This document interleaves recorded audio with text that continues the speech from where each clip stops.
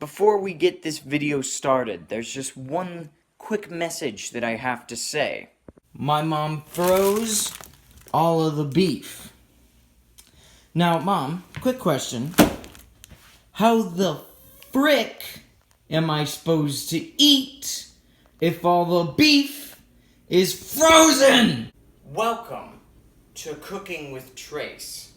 Today, we're making simple nachos. They're just nachos.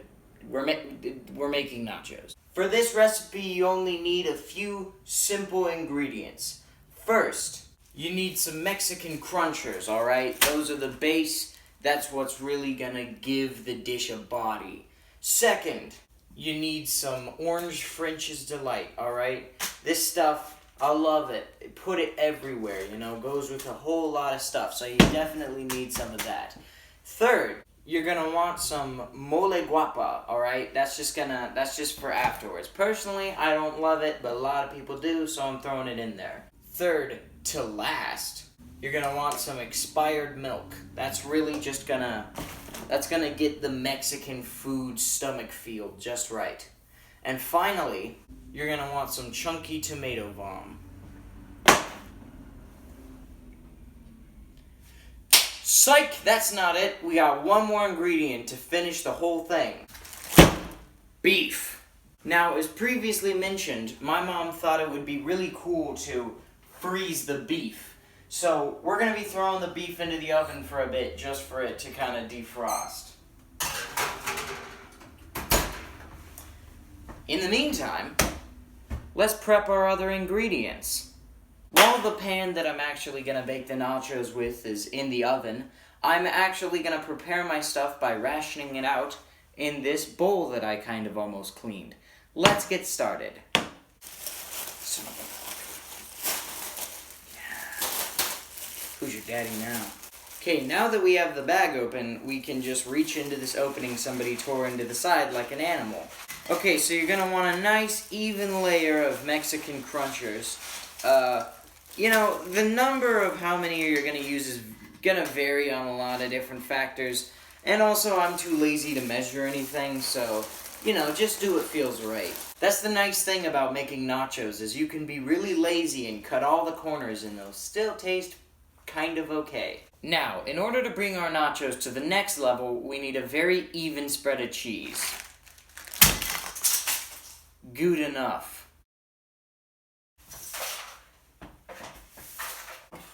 Let's get to grating.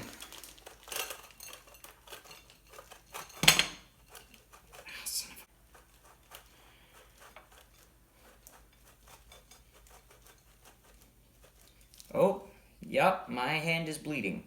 That's fine, just extra flavoring. All right. There we go. So now that we have all that cheddar grated, oh yeah, just kind of want to sprinkle that on there. Okay, so now that you're done with that, you can throw away the practice cheese.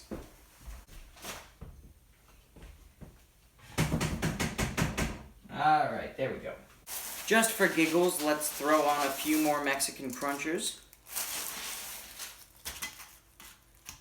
There we go. Okay, now that we got all that ready, we are finally ready for the beef. Wow, isn't that delicious looking? My goodness. So that's why my friends are vegan.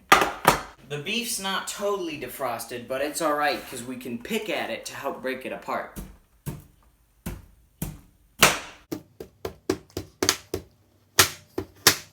This is strangely reminiscent of my prom night.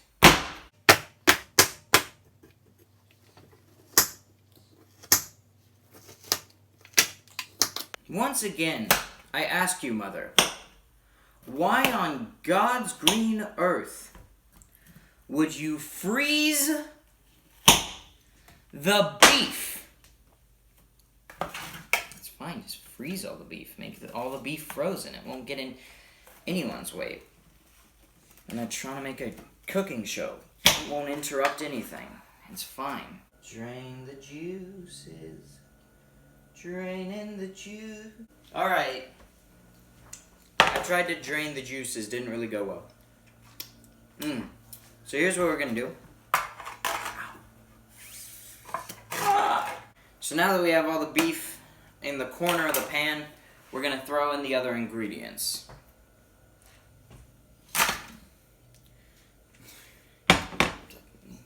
Yeah. Oh, there's way more beef than anything else.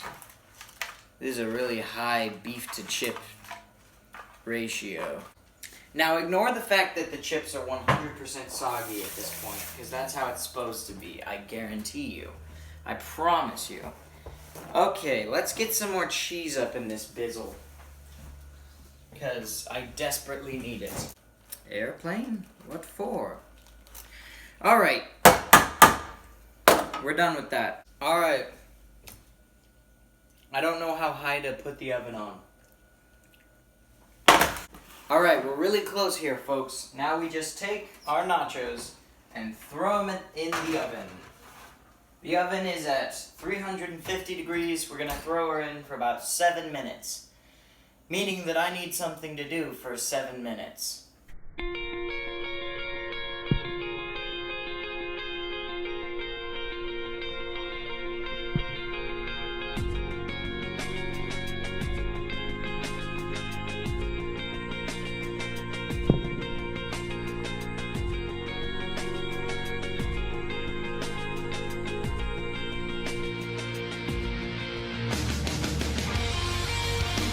Crap!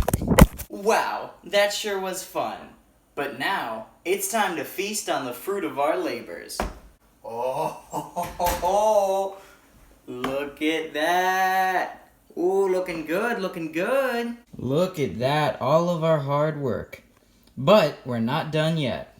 First things first, let's divvy this stuff up. Now, I may be dining alone today, but it's fine. Because I have family in my heart. And people that aren't at my house right now, but they're my family. So, there we go. That's gonna be for me. There we go. And 1 scoop for my DeVito shrine. Thank you, Papa. Papa DeVito, for blessing us with these nachos. Looks like we're finally ready to chow down. Now, here's the thing. You may be thinking, what, you brought up ingredients that you never used. That's right, I brought up the guacamole, I brought up the tomato spado, and the diet milk. Now, these are all customary options, so if you want to customize your nachos with these, you can. Personally, I'm probably going to add some soured milk. But first, I'm just going to try these straight up. It's a little hot. Alright. Here we go. Everything we've worked for. The fruits of our labors.